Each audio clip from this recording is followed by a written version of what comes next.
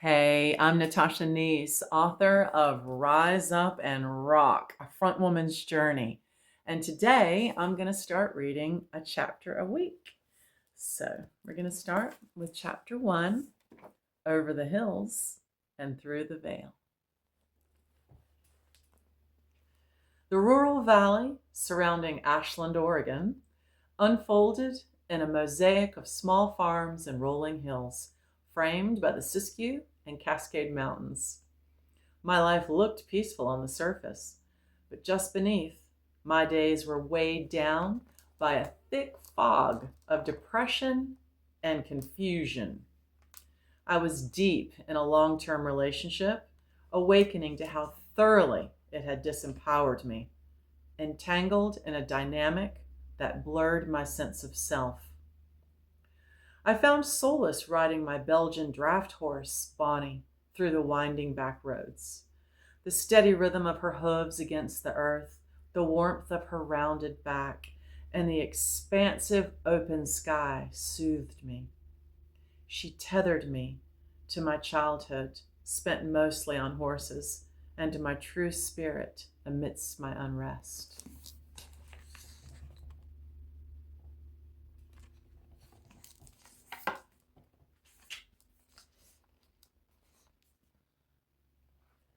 It was during one of these rides, a golden summer evening, a time I called magic hour, that I first heard it. A muffled rhythm carried on the breeze, the unmistakable sound of a rock band practicing in the distance. My ears perked and something in me stirred.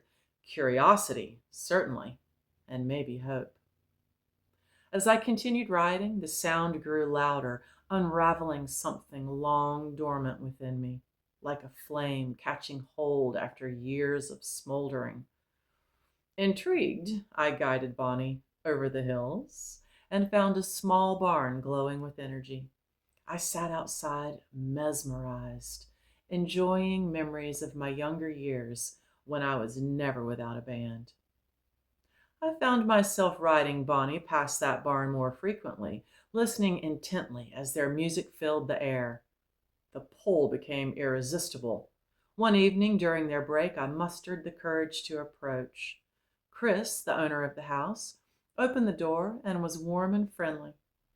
My love for their song choices tumbled out in a rush, and before I knew it, I was confessing that I used to sing in rock bands long ago. To my surprise, they didn't dismiss me. They invited me in. It felt surreal to be in a rehearsal room holding a microphone again. The familiar scent of beer, the unapologetically loud music, the effortless banter among the guys brought back a kind of camaraderie that had always felt like home. There was a spark of rebellion in the air, creative, unruly, and alive, and the undeniable rush of musicians falling into sync reignited a part of my spirit I thought was only a memory.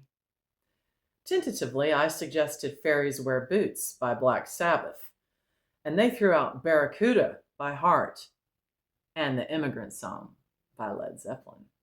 The challenge set my heart racing, especially Barracuda, one of the greatest rock songs ever recorded, and certainly one of the most difficult to sing. However, I grew up singing Heart. Dreamboat Annie was my very first album. So, with the promise of return, I began practicing every day in my little cabin, determined to reclaim my voice. Singing again was a clear call to adventure, exhilarating and promising, a surprising rediscovery. I pushed myself through Barracuda, recording myself on my phone and listening back many times every day. When I sang Immigrant Song, it felt easy in comparison. The primal wails and driving rhythm flowing through me like electricity, clearing pathways of energy in my tired body and constricted heart. When the band invited me to sing 2 songs at an upcoming show in our little hometown, I was elated. The audience turnout was beyond anything I could have imagined. Friends and neighbors who had known me for years were shocked. They had no idea I could sing, and that it had been such a huge part of my identity from my mid-teens to my mid-30s. I was a mother now, and had moved to Ashland a decade earlier to raise my sons in the Waldorf school there. I never spoke of my past life as a rock singer for fear of sounding silly. Not sure people would understand how serious I was about it. The show that night wasn't just a performance, it was a homecoming. With the encouragement that ensued, I decided to sing at an open mic night at Cedarwood Bar in Grants Pass, about an hour away. And I started working with a high-level voice coach in town named Ken, who had studied with Seth Riggs for 12 years. In Ken's studio, I recorded vocals over the instrumental tracks of Barracuda and Immigrant Song, my comeback songs, and started my Natasha Neece YouTube.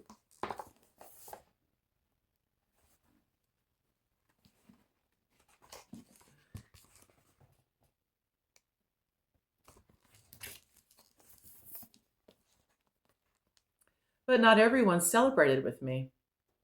My so-called partner refused to go to the open mic nights with me and convinced me to stop going. He wouldn't even watch the studio recordings of Barracuda and Immigrant Song, which were a buzz in the community. I realized he saw my renewed passion not as a triumph, but as a threat to his sense of control, a reflection of his insecurities and desire to dim my light. This truth became clearer with each passing day.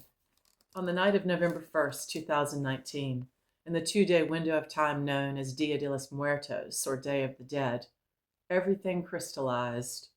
The veil was thin, and truth slipped through it like smoke. He and I sat across from each other in the living room when he suddenly became enraged over a generous offer I'd made, an act of love to soothe him. Seemingly allergic to my kindness, his face contorted into a twisted grimace, and his body became animated with exaggerated motions, mocking my offer. I closed my eyes, instinctively trying to shield myself from the ugliness in front of me. But when I opened them again, the heinous fit remained. I shut my eyes, open, shut, open, hoping he'd stop, but he continued.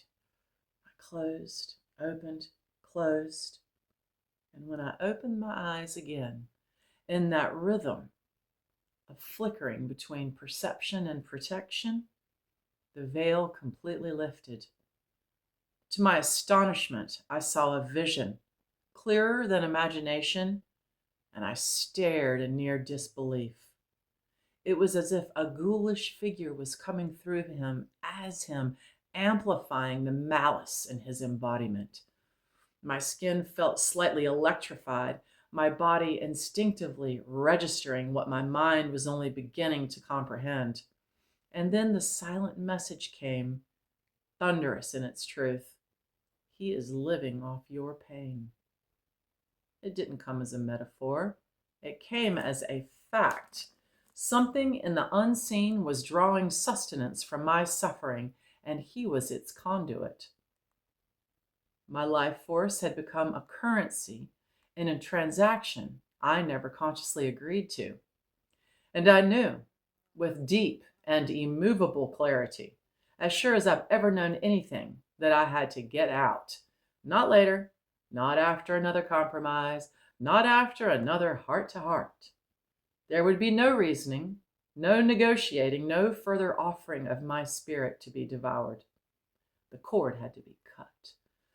I stood up and I said to him, I'm not available for this, and I left the house.